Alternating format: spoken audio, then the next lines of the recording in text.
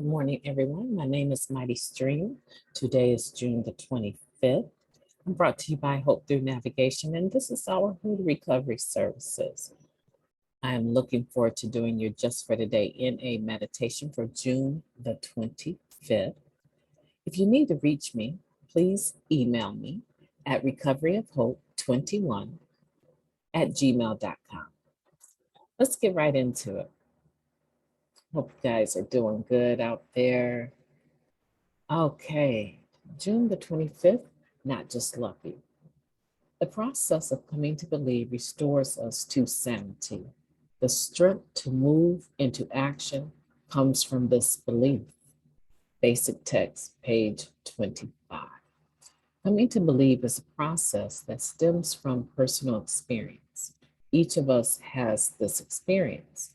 All addicts who find recovery in NA have solid evidence of a benevolent power acting for good in their lives. Those of us who are recovering today, after all, are the fortunate ones. Many addicts die from our disease, never to experience what we have found in Narcotics Anonymous. That was deep. Wow. The process of coming to believe involves a willingness to recognize miracles for what they are. We share the miracle of being here clean, and each of us has other miracles that await only our acknowledgement. How many car accidents or overdoses or near-catastrophes have we survived? Can we look back at our lives and see that we were not just lucky? Our experience in recovery, too, gives us examples of a higher power working for our good. When we look back at the evidence of a loving higher power acting on our behalf, it becomes possible to trust that this higher power will continue to help us in the future. And trust offers us the strength to move forward. Just for today, my recovery is more than coincidence. My strength comes from the knowledge that my higher power has never let me down and will continue to guide me. You know, that's a powerful just for today NA meditation, not just lucky. I like that. I'm not a person that really uses the word luck or lucky. I use terminology such as blessed, favored. This ideal here of a benevolent power, I love that. For some reason, I feel that, you know, this just for today NA meditation, it's anonymously written. It's written by a group of individuals, and then I'm not sure if the system was the same back then because they're doing a new meditation book on spiritual principles, but it's always approved. The rough draft is put out, and then it gets approved by individuals attached to their groups, right? The group representative. And so I feel like there's something very special about the Just for Today NA meditation. One, because it's not just one individual putting it together. It's several individuals that are anonymous. We have no idea, their families probably know, but we have no idea who was on the committee for writing this. And then the process of getting it approved to be accepted for that particular day, right? In the Just for Today NA meditation is another, level of voting that has to be passed and accepted. And so I feel like these Just for Today NA meditations are very powerful, but there are some that I read that really touch me more spiritually than some others. And I feel like there's a consistency in some of the ones that really touch me. And I love the way that they're written. And so I'm just hoping that you're a person that maybe you've gone to the na.org website and you have ordered your baby blue book called the Just for Today NA meditation, or maybe you've gotten it off of Amazon. I'm not sure what the price is exactly, but I know it's right around $11 or $10. And I would encourage you to get one that you can hold in your hands and read along with me in the morning. And just take that private time for yourself to build yourself before you start interacting with individuals. That's if I've done it in the morning. I am trying to do it always in the morning. And so this particular reading, um, it kind of, to me, now this may not be for you, but this is just my impression of it, that this person, this particular reading, uh, is coming from a place of solid faith. It's coming from a complete knowing that this process, right, of coming to believe can restore us to sanity, right?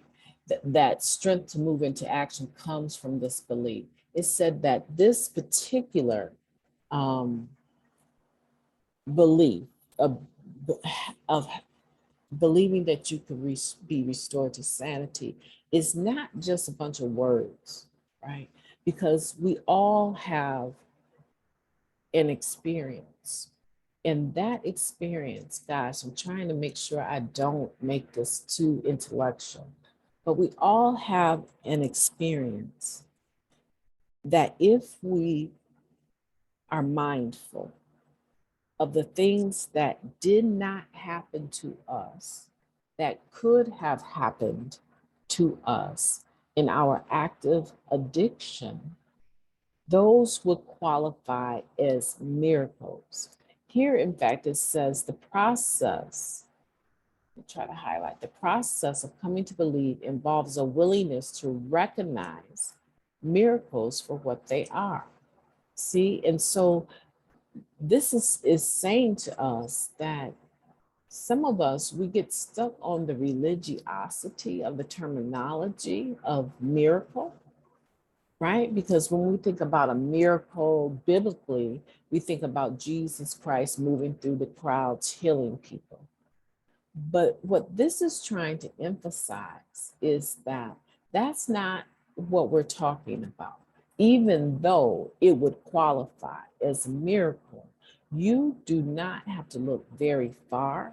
You just have to be willing to look. And if you are willing to look and see and recognize that you have experienced several miracles in your life, this process of coming to believe that you could be restored to sanity should be an easier process than what many of us make it out to be. Okay, so I hope that is helpful to you. I know from my own experience, sometimes I well up with tears when I'm talking about the blessings that I personally have experienced. I know that I'm way past just lucky. I know that I have experienced many, many, many um, opportunities, many blessings, many doors opening that I could not have opened by myself. And I'm excited. I'm excited for you if you're reading this today with me, because I want for you to take the time to just write, sitting there anyway, drinking coffee, right? So just take the time to note or to write, these are my miracles that I have experienced. And list them. Some of you, there's been so many, you may not even remember them all, but the ones that were near death or that you've been spared or someone you love has been spared, those should be readily available at the top of your memory to note them. And then once you list them, I want you to write permanent, right? Stable, right? Never changing. My permanent gratitude list. Okay. And when you write my permanent gratitude list, what I am saying is that these things are things that you can always go back to and be able to be thankful for because they happened and there's no doubt in your mind that they happened and you are forever grateful that they happened. Because on those dark days when you're not feeling good, you should be able to go back to this list. And once you write the list, my recommendation, I don't know about everyone, but I actually put my permanent gratitude list right in the back of my basic text. You can fold the paper up and put it in there if you're a person that don't believe in writing in books. I believe in writing in my books and noting them up, right? But I have that gratitude list, that permanent gratitude list, the things that will never change. And if I'm ever reminded of them or think about them, I well up with gratitude. And you need to have that accessible to you. And the purpose of that is, like I said, on those dark days, you will be able to go back and look at them, and you will be able to say that you also were not just lucky, right? That these are miracles, if you're willing to acknowledge them as such, that reinforce your faith and your belief in your higher power and your higher power's ability to catch you, to guide you, right? In every situation. That permanent gratitude list is there so that you don't forget of all the other times that your higher power worked things out for you. My name is MightyStream. I've enjoyed your company today, and I look forward to talking to you tomorrow.